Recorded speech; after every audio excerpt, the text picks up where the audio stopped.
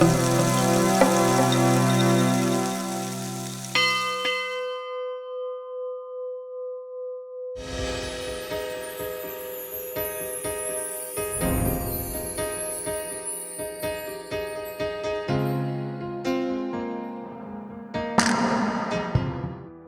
കയറുമ്പോൾ കൊതിയോടുകൂടി നോക്കുന്ന ഒരു സ്ഥലമാണ് കോക്പിറ്റ്. ഞാനും ഒരുപാട് നോക്കിയിട്ടുണ്ട്, പക്ഷെ നമുക്കൊന്നും അവിടേക്ക് പ്രവേശനമില്ല. ആർക്കൊക്കെ ഈ കോക്പിറ്റിലേക്ക് കയറാൻ പറ്റും? നിയമപരമായി കയറാൻ പറ്റാൻ അനുവാദമുള്ളത് പൈലറ്റ്മാർക്ക് മാത്രമേ ഉള്ളൂ. പൈലറ്റ്മാർ പിന്നെ എഞ്ചിനീയറുടെയും അല്ല പൈലറ്റ്മാർ അനുവാദം ഇല്ലാതെ വേറെ കയറാൻ അനുവാദമില്ല. പിന്നെ ഇവരെ സഹായിക്കാൻ വേണ്ടി മാത്രം എയർ ഹോസ്റ്റസ്മാരെ അനുവദിക്കാറുണ്ട്. ഫ്ലൈറ്റിൽ എയറിലിരിക്കുന്ന സമയത്ത് നിയമം അനുസരിച്ചിട്ട് എപ്പോഴും കുറഞ്ഞത് 2 പേര് കോക്പിറ്റിൽ കാണുന്നതാണ്. അതുകൊണ്ട് ആ സമയത്ത് ക്യാബിൻ ക്രൂവിനെ കയറാം. പിന്നെ വേറെ ലീഗലി ആസ് പെർ ഓതറൈസേഷൻ, അതായത് ഗവൺമെന്റ് എന്തെങ്കിലും ചെക്ക് നടത്താൻ വേണ്ടി വിമാനത്തെ എങ്ങനെ പറപ്പിക്കുന്നു നോക്കാൻ വേണ്ടി ഇപ്പം വേറൊരാളെ വെക്കാറുണ്ട്. ബേസിക്കലി നേരത്തെ കാലങ്ങളിൽ ഈ കോക്പിറ്റിൽ കയറുന്നത് വളരെ ഫ്രീ ആയിട്ട് ആർക്കൊന്നും കയറും. സാധാരണ വണ്ടി പോകുന്ന പോലെ വണ്ടി നോക്കുന്ന ഡ്രൈവർ ഓടിക്കുന്ന കാണാൻ എന്ന് പറഞ്ഞ പോലെ ചെയ്യുന്ന സമയം ഉണ്ടായിരുന്നു. പക്ഷെ ദുർഭാഗ്യവശാൽ ഇഷ്ടം പോലെ അറ്റാക്സ് നടന്ന സമയത്ത്, അത് ഈ വിമാനത്തിന്റെ പുറത്ത് കുറെ അറ്റാക്സ് നടന്നത് സെക്യൂരിറ്റി റീസൺ കാരണമാണ് ഇവർ നിർത്തലാക്കിയത്. അപ്പൊ അതുകൊണ്ട് റെസ്ട്രിക്ഷൻ. പിന്നെ കമ്പനികൾ കുറെ നിയമങ്ങളുണ്ട്. ഒരു സിമ്പിൾ ആക്കുക, ഏറ്റവും ഞങ്ങൾ എപ്പോഴും വിശ്വസിക്കാറുണ്ട് കിസ് എന്ന് പറയും, കീപ് ഇറ്റ് സിമ്പിൾ സ്വീറ്റ്. അത് ബേസിക്കലി ഞങ്ങൾ എല്ലാ കാര്യങ്ങളും ഒരു കോമണാലിറ്റി, ഒരു ജനറൽ ആയിട്ട് സംഭവത്തിൽ വെക്കും. അപ്പം ഒരാൾക്ക് മാത്രമല്ല പുതിയ ആൾക്ക് ഞങ്ങൾ അനുവദിക്കുന്നില്ല എന്നൊരു നിയമം കൊണ്ടുവരും ഈ ഭാഗമായിട്ട്. അതുകൊണ്ട് ഇതിന് ഉത്തരം എന്ന് പറഞ്ഞാൽ ആക്ച്വലി ബേസിക്കലി 2 ഗ്രൂപ്പ് ആൾക്കാരുണ്ട്. ഒന്ന് പൈലറ്റുമാര്, അത് ഓപ്പറേറ്റിംഗ് പൈലറ്റുമാര്, എല്ലാ പൈലറ്റുമാർക്കും ഓപ്പറേറ്റിംഗ് പൈലറ്റുമാര്. രണ്ടാമത്തെ എഞ്ചിനീയർമാർക്ക്.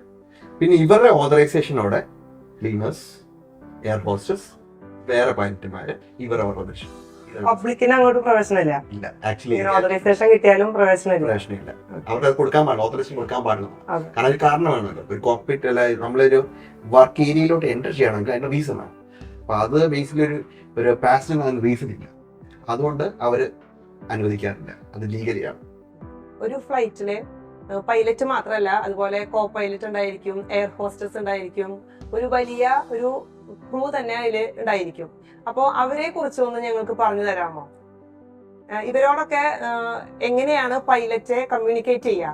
ഇതിന്റെ ലീഡർ പൈലറ്റ് ആണോ? നല്ല ചോദ്യം. ഇതിനകത്ത് വരുമ്പോഴത്തേക്ക് ഫസ്റ്റ് എന്താണ് ഇവര് കളക്റ്റീവായിട്ട് വിളിക്കുന്ന പേര്? ഈ ക്രൂ, ഇതിനെല്ലാം എയർ ക്രൂ എന്നാണ് പറയുന്നത്. കാരണം ഫ്ലൈറ്റ് എയറിലാണ് വന്നിരിക്കുന്നത്. അപ്പം ഒരു ഫ്ലൈറ്റ് ഓപ്പറേഷനുള്ള ക്രൂ ആണ്. അപ്പം air crew, flight operations crew അല്ല എയർ ക്രൂ എന്നാണ് സിമ്പിളായിട്ട് പറഞ്ഞത്. ആ എയർ ക്രൂവിനകത്ത് ഇൻക്ലൂഡ് ചെയ്യുന്ന ആൾക്കാരാണ് പൈലറ്റ്മാര്, എയർ ഹോസ്റ്റസ്മാര്. ഇവർ രണ്ടും ബേസിക്കലി ഉള്ളൂ ഈ എയർ ക്രൂവിനകത്ത് വരുന്നത്. അപ്പം ഇതിനെ പിന്നെയും 2 ഡിവൈഡ് ചെയ്യുന്നുണ്ട്. പൈലറ്റ്മാരെ ഫ്ലൈറ്റ് ഡെക്ക് ക്രൂ എന്ന് വിളിക്കും, എയർ ഹോസ്റ്റസ്മാരെ ക്യാബിൻ ക്രൂ എന്ന് വിളിക്കും. ഫ്ലൈറ്റ് ഡെക്കിനകത്ത് നോക്കുന്നു അപ്പോൾ ഫ്ലൈറ്റ് ഡെക്ക് ക്രൂ, ക്യാബിൻ മുഴുവൻ നോക്കുന്നു അപ്പോൾ ക്യാബിൻ ക്രൂ, അത് എയർ ഹോസ്റ്റസിന്റെ പേര് കളക്ട് ചെയ്യുള്ളൂ. ഈ ബേസിക്കലി ഇതിന്റെ ടോട്ടൽ ഇതിന്റെ റെസ്പോൺസിബിലിറ്റി എല്ലാം വന്ന് പൈലറ്റിന് പുറത്താണ്. ഈ ഒരു എയർലൈൻ, എൻ്റെ കാഴ്ചപ്പാടനുസരിച്ചിട്ട് വിമാനം, പൈലറ്റ്, ഇവർ രണ്ടുപേരുള്ള സപ്പോർട്ട് ചെയ്യാനുള്ള ടീമാണ് ബാക്കിയെല്ലാം. ഇപ്പം ഒരു പൈലറ്റ് വിമാനത്തെ പറപ്പിക്കുന്നു, അപ്പോൾ അതിന്റെ ഹെൽത്ത് കണ്ട, അതിന്റെ വിമാനം എങ്ങനെയുണ്ട്, അതിന്റെ സ്റ്റാറ്റസ് എങ്ങനെയുണ്ട്, ഇത് നോക്കാൻ വേണ്ടിയാണ് എഞ്ചിനീയേഴ്സ് ഉള്ളത്. Engineers, technicians. പിന്നെ ഫ്ലൈ ചെയ്യുന്ന സമയത്ത് ഈ പാസഞ്ചേഴ്സ് ബോർഡിംഗ് ഉണ്ട്, അതിനേക്കാൾ മുമ്പേ കുറേ സെക്യൂരിറ്റി ചെക്സ് ഉണ്ട്, എന്തൊക്കെ കുറേ ചില സാധനങ്ങളൊക്കെ പോകുമ്പോൾ നിയമങ്ങളൊക്കെ ഉണ്ട്. അപ്പോൾ അതെല്ലാം പാലിക്കപ്പെടുന്നുണ്ടോ എന്ന് നോക്കാൻ വേണ്ടി അവരെ ഡെലിഗേറ്റ് ചെയ്യാണ് ക്യാബിനുള്ളത് എയർ ഹോസ്റ്റസ്മാരെ നോക്കുന്നത്. ഈ എയർ ഹോസ്റ്റസ്മാരാണ് ക്യാബിന്റെ മുഴുവൻ നോക്കുന്നത്. പക്ഷെ ഇവരെല്ലാം മിസ്സായി കഴിഞ്ഞാൽ ഹു ഇസ് റെസ്പോൺസിബിൾ എന്ന് ചോദിച്ചാൽ പൈലറ്റ് ആണ്. സോ ടോട്ടൽ എല്ലാം പൈലറ്റ്മാരിലാണ് റെസ്പോൺസിബിൾ. പക്ഷെ ഇവരെല്ലാം ബാക്കിയെല്ലാം, ഇവൻ ATCക്ക് പോലും കൈയെടുക്കാം. പക്ഷെ പൈലറ്റ്മാരാണ് എൻ്റെ ഓഫ് റെസ്പോൺസിബിൾ ദ പൈലറ്റ്. അതുകൊണ്ടാണ് ഇപ്പം ഉണ്ടായ പല കേസുകളും നമ്മൾ നോക്കുമ്പോഴത്തേക്ക്, കാരണം ഇപ്പം കൊച്ചി ട്രിവാൻഡ്രത്ത്, കൊച്ചിയും കാലിക്കറ്റിലൊക്കെ ആണെങ്കിൽ ഇഷ്ടംപോലെ ഇഷ്യൂസ് ഉണ്ടല്ലോ പാസഞ്ചറും പൈലറ്റുമാരല്ലേ. പറയപ്പെടുന്നത് എന്താണ്, പൊതുജനങ്ങൾ അറിയുന്നത് പൈലറ്റ് വന്നിട്ട് ആൾക്ക് പറപ്പിക്കാൻ പറ്റിയില്ല എന്ന് പറഞ്ഞു. പക്ഷെ അത് ആക്ച്വൽ റിയാലിറ്റി എന്ന് പറഞ്ഞാൽ ഞാൻ കുറെ നിയമപരമായ കുറെ കാര്യങ്ങളുണ്ട്, ഞാൻ കുറെ റെസ്പോൺസിബിലിറ്റീസ് ഉണ്ട്. നമ്മുടെ ഹെൽത്തിനെയും കൺസിഡർ ചെയ്തിട്ട് ഇത് വെച്ചിട്ടാണ് ഒരു നിയമം എടുക്കുന്നത്. ഈ നിയമങ്ങളൊക്കെ ഉള്ളതുകൊണ്ട് ചില സമയം നമുക്ക് ഫ്ലൈ ചെയ്യാൻ പറ്റത്തില്ല. നമ്മൾ നോക്കുമ്പോൾ ഇവിടെ ട്രിവാൻഡ്രത്ത് കൊച്ചി എത്താൻ ഒരു കഷ്ടിച്ച് 1 മണിക്കൂർ ഉണ്ടായിരുന്നു, അവർക്ക് ഇത് എടുത്തായിരുന്നു. പക്ഷെ അതല്ല, അതിനകത്ത് അതിന്റെ പ്രിപ്പറേഷൻ സ്റ്റേജ് ഉണ്ട്, പിന്നെ അത് ലാൻഡിങ് സ്റ്റേജ് ഉണ്ട്. ഇതെല്ലാം ഭയങ്കര ഒരു ക്രിട്ടിക്കൽ സ്റ്റേജസ് ആണ്. ഈ സ്റ്റേജസിനകത്ത് പ്രശ്നം ഉണ്ടാകാതിരിക്കാൻ വേണ്ടി നിയമപരമായി അവർ കുറെ ഡിഫൈൻ ചെയ്തിട്ടുണ്ട്. ഈ ഡെഫിനേഷനെ പാലിക്കപ്പെടുന്ന ഏറ്റവും കടപ്പെട്ടിരിക്കുന്ന വ്യക്തി എന്ന് പറഞ്ഞ പൈലറ്റാണ്. കാരണം ബാക്കിയെല്ലാം പൈലറ്റുമാരുടെ അടുത്താണ് എന്ന് വന്നാൽ അവസരം പൈലറ്റ് നോക്കിയത്. പക്ഷേ pilot is responsible for all this stuff. അല്ല, ക്യാപ്റ്റൻ പറഞ്ഞു എല്ലാവരുടെയും സപ്പോർട്ട് ഉണ്ടെങ്കിലാണ് നമുക്കത് മുന്നോട്ട് പോകുള്ളൂ. ഇപ്പൊ ക്യാപ്റ്റന് ഇപ്പൊ ഇത്രയും സർവീസിന്റെ ഇടയ്ക്ക് എന്തെങ്കിലും ഇഷ്യൂസ് ഉണ്ടായിട്ടുണ്ടോ? അതായത് കമ്മ്യൂണിക്കേഷന്റെ ഒരു പ്രശ്നം വന്നിട്ടുണ്ടോ? ഇഷ്ടംപോലെ വന്നിട്ടുണ്ട്. ചില സമയത്ത് പാസഞ്ചർ അതെങ്ങനെ ഹാൻഡിൽ ചെയ്യാൻ പറ്റി? അത് കറക്റ്റ് ആയിട്ടുള്ള ഭാഗ്യം എന്ന് പറഞ്ഞാൽ ആ സമയത്ത് എൻ്റെ ഒരു ആറ്റിറ്റ്യൂഡ് നമ്മൾ ബേസിക്കലി ട്രെയിൻഡ് ആണ് അതിന് വേണ്ടി. അപ്പൊ നമ്മൾ ഫസ്റ്റ് നമ്മൾ നോക്കും, പാസഞ്ചറിനോടൊന്ന് മയപ്പെട്ട് സംസാരിക്കാൻ നോക്കി. ചിലപ്പോൾ ഇൻ പേഴ്സൺ ഒരു ഫ്ലൈറ്റ് നടക്കുന്ന സമയത്താണ്, പറന്നുകൊണ്ടിരിക്കുന്ന സമയമാണെങ്കിൽ നമ്മൾ ഒരിക്കലും പാസഞ്ചറിനായിട്ട് നേരിട്ട് കോൺടാക്ട് ചെയ്യുന്നില്ല. നമ്മൾ അനൗൺസ്മെന്റ് ചെയ്യും. നമുക്ക് അതിന് അനൗൺസ്മെന്റ് നമുക്ക് ചെയ്യും.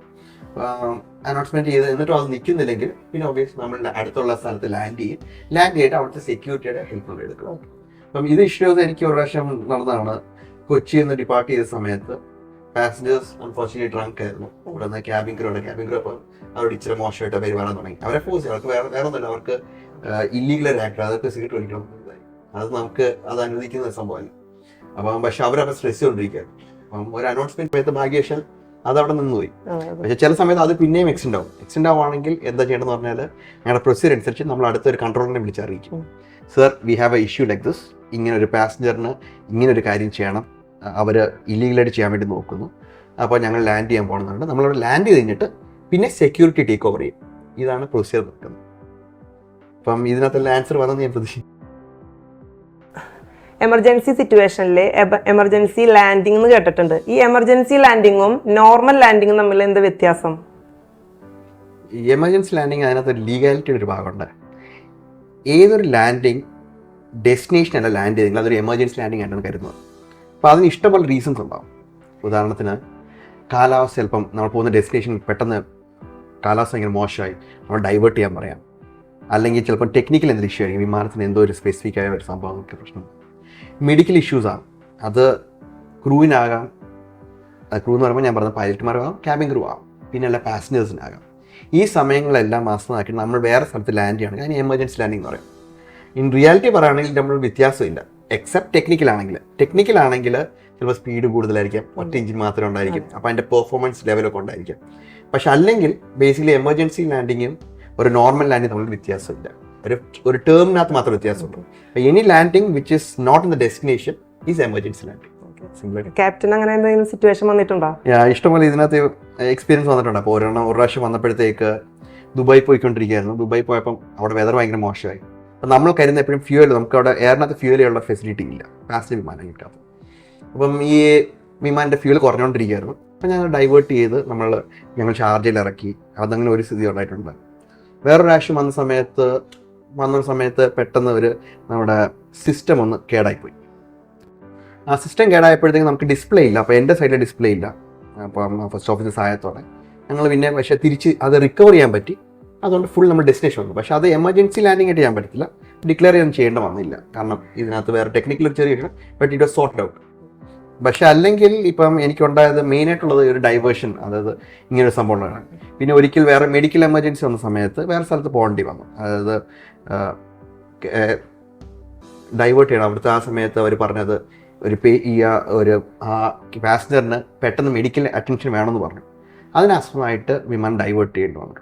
അല്ലാതെ വേറെ അങ്ങനെ ദൈവം വേറെ ഒന്നും വന്നിട്ടില്ല. ഇവന്താ ഞാൻ ട്രെയിൻ അല്ല, ഈ സിറ്റുവേഷൻ വരുമ്പോൾ സജഷൻസ് ചോദിക്കാറുണ്ട്. എപ്പോഴും നമ്മൾ എപ്പോഴും നമ്മുടെ സോഴ്സസിനെ എപ്പോഴും ഓപ്പൺ ആയിട്ട് വെക്കും. അപ്പം എനിക്കിപ്പോൾ ഒരു ഇഷ്യൂ ഉണ്ടായിക്കഴിഞ്ഞാൽ ഞാൻ ഒറ്റയ്ക്ക് തീരുമാനം എടുക്കുന്നത്. ഇതൊരു നമ്മൾ ആദ്യം ഉണ്ട് ഈ ഫ്ലൈറ്റിനകത്ത് എപ്പോഴും ഓർക്കേണ്ടത് ഒരു ടീം വർക്കാണ് നമ്മൾ. ഇപ്പോൾ ഒരു ക്യാപ്റ്റൻ യഥാർത്ഥം ചെയ്യുന്ന സംഭവം എന്ന് പറഞ്ഞാൽ ഒരു ടീമിനെ രൂപപ്പെടുത്തുകയാണ് ചെയ്യുന്നത്. അപ്പം അതിനകത്ത് എന്ത് പ്രശ്നം ഉണ്ടായെങ്കിലും, അതായത് ഞങ്ങളുടെ ഇപ്പോൾ ക്യാബിൻ ക്രൂവിനെ കൊണ്ട് CPR വരെ കൊടുത്തിട്ടുണ്ട്, ഒരു പാസഞ്ചർ റിവൈവ് ചെയ്യിപ്പിക്കാൻ വേണ്ടി. അപ്പം അതിനാ ടീമിനെ വെച്ചു. പക്ഷേ അപ്പം പൈലറ്റിന് അവിടെ പോയി ചെയ്യാൻ പറ്റില്ല. ഫയർ ഉണ്ടാവുകയാണെങ്കിൽ ഫയർ ഫൈറ്റ് ചെയ്യാൻ വേണ്ടി പൈലറ്റ് അവിടെ പോയി ചെയ്യില്ല. ഇവൻ ദോ ഇതിനകത്ത് ഇൻഫർമേഷൻ ഉള്ള ട്രെയിൻഡ് ആണെങ്കിൽ പോലും നമുക്കത് ചെയ്യാൻ പറ്റില്ല. കോക്പിറ്റാണ് നമ്മുടെ ഏറ്റവും വലിയ സെക്യൂർ ആയിട്ട് വരുന്ന സ്ഥലമാണ്. അത് വെച്ചിട്ട് ലാൻഡ്. പക്ഷേ ഈ ടീം വെച്ചിട്ട് എല്ലാം സപ്പോർട്ട് ചെയ്യും. അപ്പോൾ ഈ സപ്പോർട്ട് ചെയ്യുന്ന ആസ്പദമാക്കിയിട്ട് ഈ നമ്മളുടെ നമ്മളിപ്പം ഓക്കെ എൻ്റെ കാഴ്ച അനുസരിച്ചിട്ട് അല്ല എൻ്റെ ഒബ്സർവേഷൻ അനുസരിച്ചിട്ട് ഇതായിരിക്കും ബെസ്റ്റ് സോർട്ട് ഔട്ട് എന്ന് തോന്നുന്നു. But what do you think? അപ്പോൾ ഇപ്പം ടീച്ചർ എൻ്റെ പറക്കുകയാണ്, നമ്മളോട് പറക്കുകയാണെങ്കിൽ ടീച്ചർ ഇങ്ങനെ സംഭവം ഉണ്ട്, എന്താ ചെയ്യേണ്ടത്? ടീച്ചർ ഡോക്ടറാണ്, എനിക്കൊരു പേഷ്യൻ്റ് ഉണ്ട്. ടീച്ചറാണ് ടീച്ചർ ഡോക്ടർ പേഷ്യൻ്റ് അവിടെ ഉണ്ട്, ഈ ഇഷ്യൂസ് കാണിക്കുന്നുണ്ട്, ഞങ്ങളുടെ കമ്പനിയിൽ നിന്ന് ഇങ്ങനെ ഒരു ഇതുണ്ട്, but what do you think? ഡോക്ടറിന് can we go to the destination, അല്ലെങ്കിൽ can we should we divert? ഇതിങ്ങനെയൊക്കെ ഉള്ളൊരു ചോദിക്കാൻ പറ്റും, അഭിപ്രായം ചോദിക്കാൻ പറ്റും. ഇതൊക്കെ അപ്പോൾ അതിൻ്റെ ഞാൻ സം ടോട്ടൽ പറയുകയാണെങ്കിൽ we make use of the all available resources. അപ്പം ആരൊക്കെ ഉണ്ടോ, അത് പാസഞ്ചർ ആണോ, ക്യാബിൻ ക്രൂ ആണോ, ഇവരെല്ലാം ATC ഇവരെല്ലാം ഞങ്ങൾ വിളിച്ച് ചോദിക്കും. അപ്പം ഒരു പൈലറ്റ് എന്ന രീതിയിൽ ഈ ടീം ഉണ്ടാക്കുന്ന രീതിയിലെ ഭാഗമാണ് ഇൻഫർമേഷൻ കളക്ട് ചെയ്യാന്ന് പറഞ്ഞാൽ. ഇൻഫർമേഷനകത്ത് ഏറ്റവും ബെസ്റ്റ് സൊല്യൂഷൻ ഹ്യൂമൻസ്, നമുക്ക് നമ്മുടെ ലിമിറ്റേഷൻ ഉണ്ട്, ഇതെല്ലാം മനസ്സിലാക്കി നമ്മൾ ചെയ്യുന്നൊരു പ്രൊസീജിയറാണ് we collect all the information, collect all the inputs, then we come to a good conclusion. അത് എല്ലാ ഇൻഫർമേഷൻ കളക്ട് ചെയ്തിട്ട് ഏറ്റവും നല്ല വഴി ചെയ്താൽ നമ്മൾ മനസ്സിലാക്കിയത്. ഓക്കെ. സാറിൻ്റെ ഓരോ യാത്രയിലും സെയിം ടീമാണോ കൂടെ ഉണ്ടാവുക? അല്ലല്ലോ. അല്ല, ഒരിക്കലും അങ്ങനെ ഇല്ല. അതിനെപ്പറ്റി പറയുമ്പോൾ ഒരു രസകര സംഭവം എന്ന് പറഞ്ഞാൽ, ഞങ്ങളുടെ ഈ ഫ്ലൈങ്ങിനകത്ത് മറ്റുള്ള പ്രത്യേകതകളൊന്നാണ് എപ്പോഴും ടീം മാറിക്കൊണ്ടിരിക്കും. അവർ ഡോക്ടറാണെങ്കിൽ ഓപ്പറേഷൻ തിയേറ്ററിലാണെങ്കിൽ അവർ ടീം മിക്കവാറും ഓൾമോസ്റ്റ് സെയിം ആയിരിക്കും, അവരങ്ങനെ വ്യത്യാസം വരാറില്ല.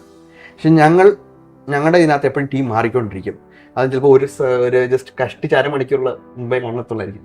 ഫ്ലൈറ്റിനേക്കാൾ ബേസിൽ 1.25 മണിക്കൂർ മുമ്പാണ് നമ്മൾ ബേസിൽ കാണേണ്ട ടൈമായിട്ട് പറയുന്നത്. അപ്പം ഈ 1.25 മണിക്കൂർ നമുക്ക് എത്രമാത്രം പരിചയപ്പെടാൻ പറ്റും. പക്ഷേ ഞങ്ങൾ എന്നിട്ട് ഒരു ടീമായിട്ട് ഇത് ചെയ്യുന്നു. ഇത് ഞങ്ങൾ ഉപയോഗിക്കുന്ന ഒരു സംഭവമാണ്. ഇത് ഈ ഒരു ഇഷ്യൂ നമ്മൾ കേറ്റർ ചെയ്യുന്ന പറഞ്ഞാൽ ഒരു ടീം വർക്ക് ഉണ്ടാക്കുന്നത് അതിനൊരു സ്റ്റാൻഡേർഡ് ഓപ്പറേറ്റിംഗ് പ്രൊസീജിയർ വെച്ചിട്ടുണ്ട്.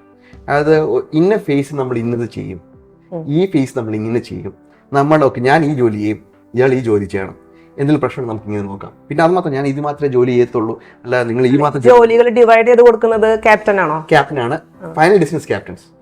എപ്പോഴും ഫൈനൽ. പക്ഷേ നമ്മളല്ലോ ടീമിന് ഉണ്ടാക്കുമ്പോഴത്തേക്ക് എപ്പോഴും ലീഡറായിട്ട് ഞാൻ ലീഡറാ നീ എന്തും ചെയ്തു എന്ന് പറയാൻ പറ്റില്ല.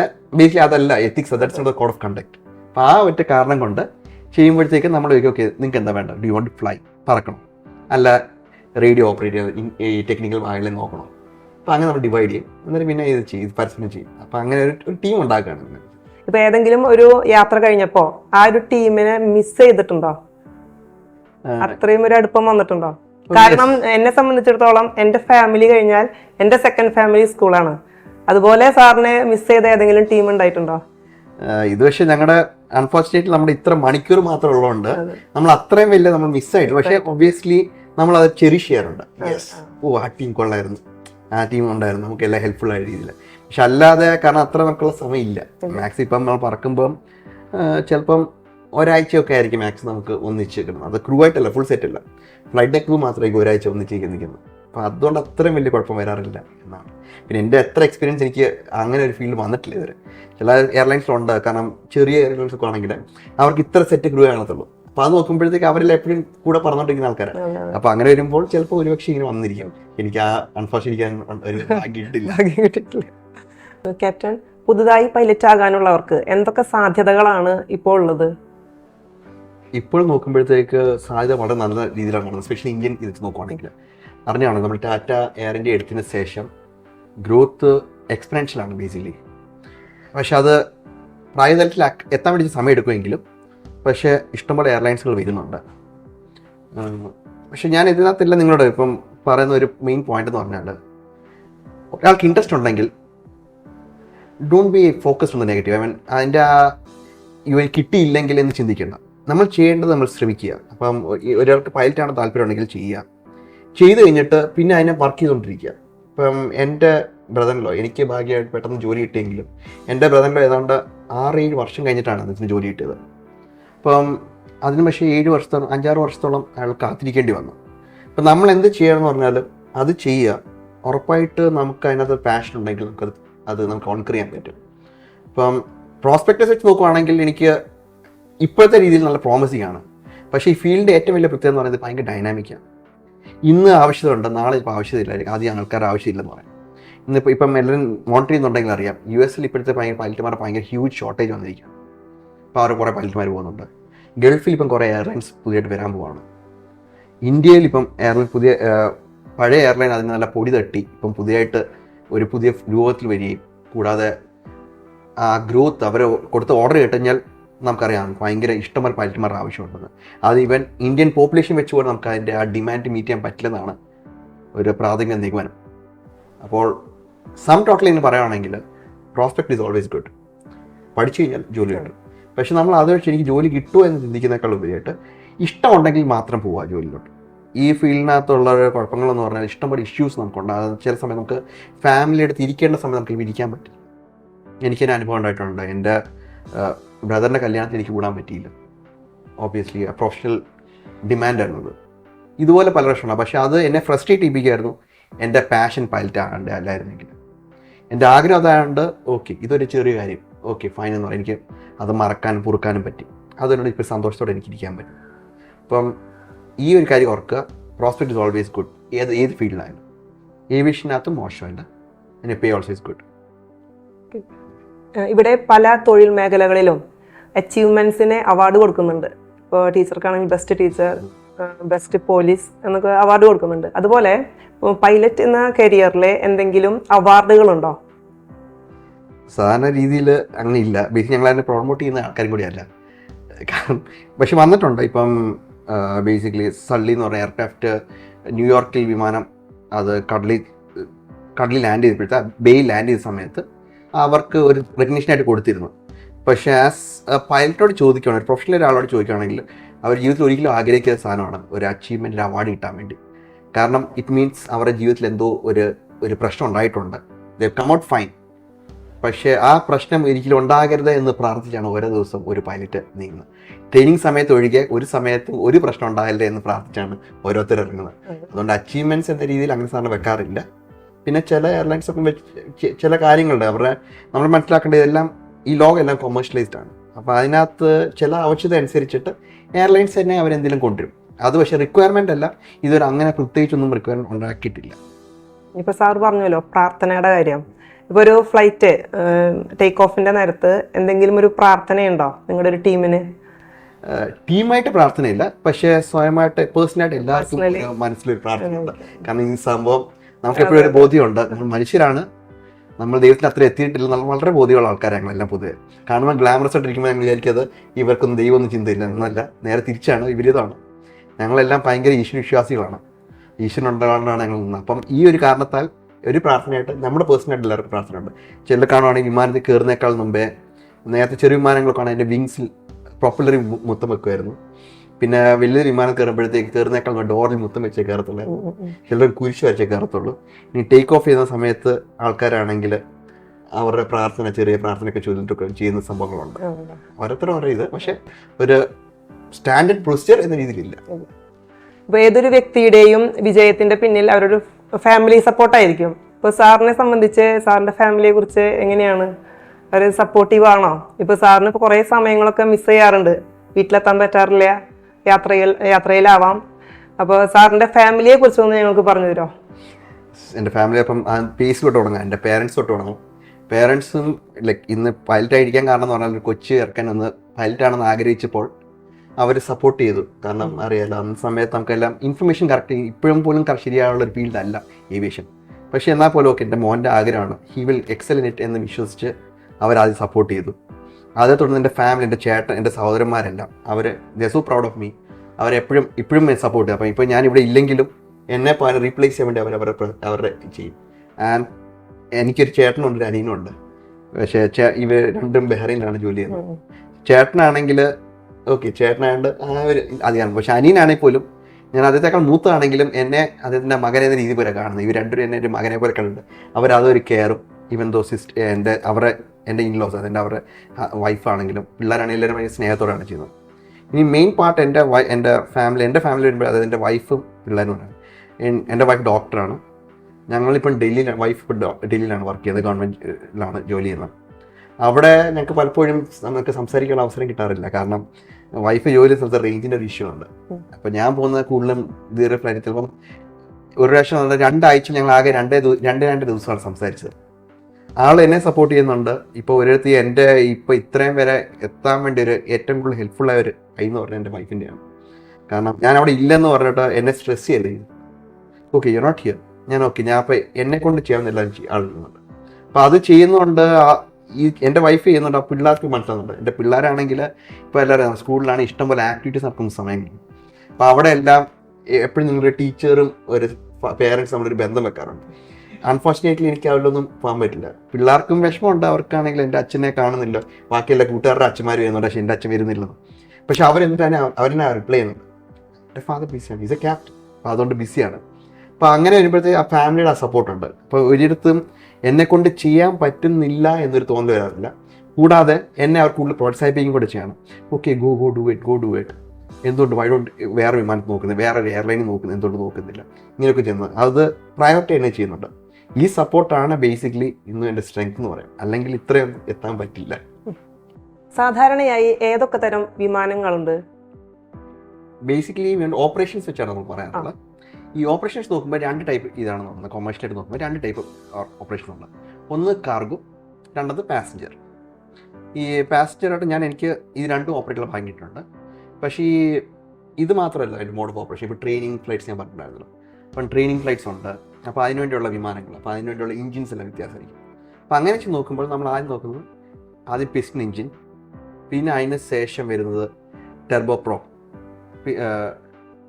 Prop engines. അത് ടെർബൈൻ എഞ്ചിൻ ഉണ്ട്, പക്ഷേ പ്രൊപ്പല്ലർ ഉണ്ടാവും. അതിന് ശേഷം പിന്നെ വരുന്നത് ജെറ്റ് എഞ്ചിൻ, ടെർബൈൻ എഞ്ചിൻസ് മാത്രം, ടോട്ടലി ടെർബൈൻ എഞ്ചിൻസ്. ഇതാണ് ബേസിക്കലി 3 നമ്മൾ ഓപ്പറേഷൻസായിട്ട് ഉപയോഗിക്കുന്ന സംഭവങ്ങൾ. ഈ 3 ഞാൻ ആദ്യം തുടങ്ങിയത് ഒരു ടെർബോ പ്രോപ്പ് എഞ്ചിൻ എന്നാണ് തുടങ്ങിയത്. ട്രെയിനിങ് പഠിപ്പിച്ചത് പിസ്റ്റൺ എഞ്ചിനായിരുന്നു. പിസ്റ്റൺ അതൊരു പ്രൊപ്പല്ലർ എഞ്ചിനായിരുന്നു, പിസ്റ്റൺ പ്രൊപ്പല്ലർ എഞ്ചിൻ. അതിന് ശേഷം വന്നത് കൊമേഴ്ഷ്യലായിട്ട് ചെയ്തത് ടെർബോ പ്രോപ്പ് എഞ്ചിനാണ്, ATR എന്ന് പറയുന്ന വിമാനമായിരുന്നു. അതിന് ശേഷം പിന്നെ ബോയിങ് 7, അതൊരു മിഡ് റേഞ്ച് എയർക്രാഫ്റ്റാണ്. അപ്പോൾ മിഡ് റേഞ്ച് എയർക്രാഫ്റ്റ് എന്ന് പറയുമ്പോഴത്തേക്ക് സാധാരണ രീതിയിൽ 6 മണിക്കൂർ താഴെ ഇരിക്കുന്ന ഒരു ഫ്ലൈറ്റൊക്കെ ചെയ്യുന്ന ഒരു എയർക്രാഫ്റ്റ് ആയിരിക്കും. അപ്പം അതിന് ശേഷം ഇപ്പം ഞാൻ പറപ്പിക്കുന്ന ഒരു വൈറ്റ് ബോഡി എയർക്രാഫ്റ്റ് എന്ന് പറയുന്നത്. അത് ഇപ്പം ആ ഫ്ലൈറ്റ് എന്ന് പറഞ്ഞാൽ ഏതാണ്ട് ഈ ഞാൻ ആദ്യം പറപ്പിച്ച ലൈറ്റ് എയർക്രാഫ്റ്റ് എന്ന് പറയുമ്പോൾ ആദ്യം 42 പേര്, പിന്നെ 72 പേര്, പിന്നെ 190 പേരിനടുത്തോളം 200-നടുത്തോളം ആൾക്കാർ. ഇപ്പോൾ ഏതാണ്ട് 450 പേരും ആൾക്കാർ ഒരു സമയത്ത് കൊണ്ടുവന്ന പാസഞ്ചർ വിമാനമാണ് പഠിപ്പിക്കാറുള്ളത്. സാധാരണ പാസഞ്ചർ ഫ്ലൈറ്റിൽ ഒരു ടീം ഉണ്ടായിരിക്കും, അതാണ് ക്യാപ്റ്റൻ ലീഡ് ചെയ്യുന്നത്. പക്ഷേ ഒരു കാർഗോ ഫ്ലൈറ്റിൽ എങ്ങനെയാണ്, എത്ര പേരുണ്ടായിരിക്കും? യൂഷ്വലി സാധാരണ രീതിയിൽ ചെയ്യാറുള്ളതെന്ന് പറഞ്ഞാൽ മാക്സ് ടു മാക്സ് 3 പേരാണ്. സാധാരണ ചെയ്യുന്ന ഫ്ലൈറ്റ് ഡെക്ക് ക്രൂ പ്ലസ് ചില സമയത്ത് ലോഡ് മാസ്റ്റർ എന്ന് പറയുന്നത്. കാരണം ഈ വിമാനം പോകുന്ന സ്ഥലത്ത് ചിലപ്പം വിമാനത്തിനകത്ത് ഈ കാർഗോ വെക്കേണ്ട രീതിയുണ്ട്. ഇത് അറിയാവുന്ന ഒരു ലോഡ് മാസ്റ്റർ എന്നാണ് അവരെ വിളിക്കുന്നത്. അപ്പോൾ അവരും കൂടെ എക്സ്ട്രാ കാണും ചില സമയങ്ങളിൽ. പിന്നെ ചില സമയത്ത് അല്ലെങ്കിൽ ആനിമൽസിനെ, മൃഗങ്ങളെ കൊണ്ടുവരുന്നെങ്കിൽ, കുതിരകളെ കൊണ്ടുവരികയാണെങ്കിൽ അതിനെ നോക്കാൻ വേണ്ടി ഒരു സ്പെഷ്യലിസ്റ്റ് ഉണ്ടായിരിക്കും. ഈ ഹോസ്റ്റ് ആ ട്രെയിൻ്റെ ഓണർ ആയിരിക്കില്ല, ഓണറാണെന്നില്ല, ഒരിക്കലും ഓണർ മിക്കാൻ ഇതുവരെ കണ്ടിട്ടില്ല. ഇവരെ സാധാരണ രീതിയിൽ വരുന്നതെന്ന് പറഞ്ഞാൽ ഇവർ ചെയ്യുന്ന അതിനൊരു ഡിപ്പാർട്ട്മെൻറ്റ് തന്നെയാണ്. അവരെ ഏൽപ്പിക്കുകയാണെങ്കിൽ കുതിരയെ point A to point B എത്തിക്കേണ്ടത് അവർ ഉത്തരവാദിത്തമില്ല. അപ്പോൾ അവർ കാണും. യൂഷ്വലി ഈ കാർഗോ ഫ്ലൈറ്റിനകത്ത് ഏറ്റവും കുറഞ്ഞ 2 പേര് മാത്രമാണ് ഇതിൽ പോകുന്നത്. 2 പൈലറ്റുമാർ വെച്ച് മാത്രം പറപ്പിക്കുന്നുണ്ട്.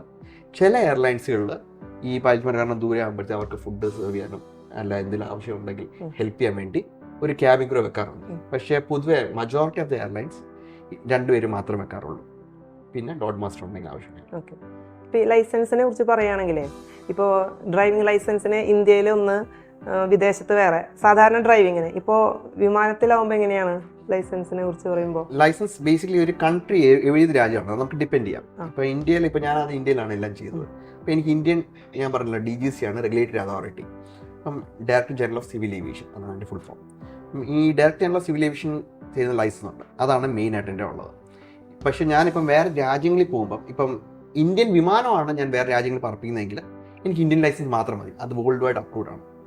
ഈവൻ അവിടെ ഞാൻ ഓപ്പറേറ്റ് ചെയ്യുന്നുണ്ട്. അവിടുന്ന് പിന്നെ ഇടയ്ക്ക് സ്ഥലങ്ങളിൽ പോകുന്നുണ്ടെങ്കിലും ഇന്ത്യൻ രജിസ്റ്റേർഡ് വിമാനമാണെങ്കിൽ എനിക്ക് വേറെ ഇഷ്യൂസ് ഇല്ല. അതിന് പകരം പക്ഷേ ഞാൻ വേറെ രാജ്യത്താണ് ഇപ്പം ജോലി ചെയ്യുന്നത്. ആ രാജ്യത്ത് ജോലി ചെയ്യുമ്പോൾ എൻ്റെ ഈ ലൈസൻസ് അവർ അപ്ഡേറ്റ് ചെയ്യും, അവരത് കറണ്ട് ആക്കും, അവരുടെ റിക്വയർമെൻറ്റ്സ് വെച്ചിട്ട് അവർക്ക് എന്തെങ്കിലും ആവശ്യമുണ്ടെങ്കിൽ. ഇപ്പം ഞാനിപ്പം അവരുടെ ലൈസൻസിലാണ് ഞാൻ പറപ്പിക്കുന്നത്, കാരണം അവരുടെ വിമാനം ഞാൻ പറപ്പിക്കുന്നത്. ഏത് രാജ്യത്ത് പോകുന്നു ഏത് രാജ്യത്തിൻ്റെ വിമാനമാണ് ഞാൻ പറപ്പിക്കണേ, ആ രാജ്യത്ത് രജിസ്റ്റർ ചെയ്തെങ്കിൽ ആ രാജ്യത്തെ ലൈസൻസ് എനിക്ക് വേണം. വിമാനത്തിന് ബേസ് ചെയ്തിട്ടാണ് ലൈസൻസ് അല്ലേ? വിമാനത്തിന് ഏത് രാജ്യമാണ് ബേസ് ചെയ്തിട്ടാണ്. ഇപ്പം ഉദാഹരണം പറയാം, നമ്മുടെ ഇപ്പം എയർ ഇന്ത്യ ആണെങ്കിൽ എയർ ഇന്ത്യയിലെ വിമാനങ്ങളെല്ലാം ഇന്ത്യയിൽ രജിസ്റ്റേർഡ് ആണ്. അപ്പോൾ ഒരു ഇന്ത്യൻ ലൈസൻസ് അവിടെ കാണണം. അപ്പോൾ ഇന്ത്യൻ്റെ DGC ഓതറൈസ് ചെയ്ത ആൾക്ക് മാത്രമേ വിമാനം പറപ്പിച്ച് അവിടെ പോകാൻ പറ്റുള്ളൂ. പക്ഷെ അതൊക്കെ എവിടെ വേണമെങ്കിലും പോകാൻ പറ്റും. ഒരു വിമാനത്തിന് എത്ര ദൂരം വരെ അല്ലെങ്കിൽ എത്ര നേരം വരെ യാത്ര ചെയ്യാൻ സാധിക്കും? ഞങ്ങളുടെ ടീച്ചറിനെ കറക്റ്റ് ചെയ്തല്ല, പക്ഷേ ബേസിൽ ഞങ്ങൾ സമയത്തിന് ബേസിലാണ്, നമ്മൾ ദൂരമല്ല നോക്കുന്നത്, എപ്പോഴും നമ്മൾ ടൈമാണ് നോക്കാറുള്ളത്.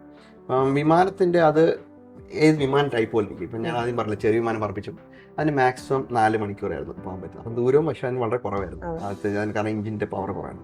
പിന്നെ അതിന് ശേഷം വലിയ വിമാനം പോകുന്നത് അതിൻ്റെ ഡിസ്റ്റൻസ് കൂടിക്കൊണ്ടിരിക്കും. ഇപ്പം ഞാൻ പറക്കുന്ന വിമാനം 18 മണിക്കൂറോളം ഒറ്റയടിക്ക് അതിന് പറക്കാൻ പറ്റും. ഇപ്പോൾ ഓരോ സ്ഥലത്തേക്കും പോകാൻ ഇന്ന വിമാനമാണ് എന്ന് തീരുമാനിക്കുന്നത് ആരാ? ബേസിക്കലി ഓപ്പറേറ്ററാണ്, അതായത് ഏത് എയർലൈൻസ് ആണ് അവരാണ് തീരുമാനിക്കുക, കമ്പനിയാണ് തീരുമാനിക്കുക. കാരണം അതിന്റെ അവർ കൊമേഴ്ഷ്യൽ സൈഡ് നോക്കും. നമ്മളിപ്പോ ഒരു ചെറിയ വിമാനം എടുത്തിട്ട് നമുക്ക് ദൂരം പോയി കഴിഞ്ഞാൽ പാസഞ്ചർ ലോഡ് നമുക്ക് കുറയും, ഫ്യൂൽ കുറയുന്നില്ല. അപ്പൊ അതുകൊണ്ട് എത്ര കൊമേഴ്ഷ്യൽ ആയിട്ട് വയബിൾ ആണെന്ന് നോക്കും, അതനുസരിച്ച് നോക്കും, എല്ലാം നോക്കും, എല്ലാം എത്ര ഒരു ആവറേജ് അവർ കണക്കൂട്ടിലുണ്ട്, അതിനനുസരിച്ചാണ് എല്ലാം ചെയ്യാറുള്ളത്. ഞങ്ങളുടെ ഈ PMM UP സ്കൂളിലേക്ക് എത്തിച്ചേർന്ന സാറിനോട് ഒരുപാട് നന്ദി ഞങ്ങൾക്ക് പറയാനുണ്ട്.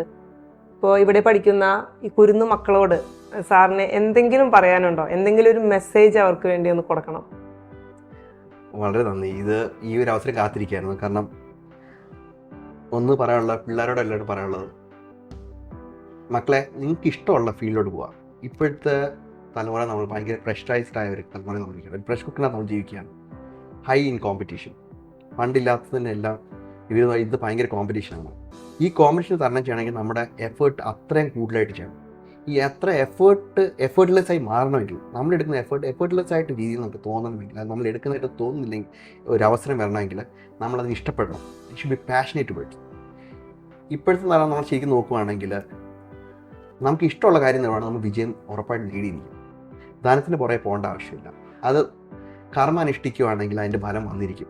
അത് വന്നേ പറ്റും. അത് പ്രകൃതിയുമാണ്. അത് എൻ്റെ അനുഭവത്തിൽ കൂടെ ഞാൻ പഠിച്ച കാര്യമാണ്. അപ്പോൾ നിങ്ങൾക്ക് എന്താണ് ഇഷ്ടം അത് നിങ്ങൾ റെസ്ട്രിക്റ്റ് ചെയ്യരുത്. നിങ്ങൾക്ക് ഇഷ്ടം എന്താണോ അതിനനുസരിച്ച് നിങ്ങൾ ചെയ്യുക. മാതാപിതാക്കളോടും പറയാനുള്ളത്, ഈ നിങ്ങളുടെ പിള്ളേർ ഒരു ആഗ്രഹമായിട്ട് വരുവാണെങ്കിൽ കഴിയുന്ന രീതിയിൽ നിങ്ങൾ അവരെ പ്രോത്സാഹിപ്പിക്കുക. അവരുടെ ആഗ്രഹം നല്ല വിജയമാണെങ്കിൽ അവർ സമൂഹത്തിൽ നല്ലത് ചെയ്യും. ഈ സമൂഹം നന്നാവണമെങ്കിൽ ഉറപ്പായിട്ട് രാജ്യവും നന്നാവും. ഇത്രയും എനിക്ക് തന്ന ഇതെല്ലാം നിങ്ങളോട് എക്സ്പ്രസ് ചെയ്യാൻ തന്ന ഈ അവസരത്തെ നിങ്ങളെല്ലാം പ്രത്യേകം കടപ്പെട്ടിരിക്കുന്നു.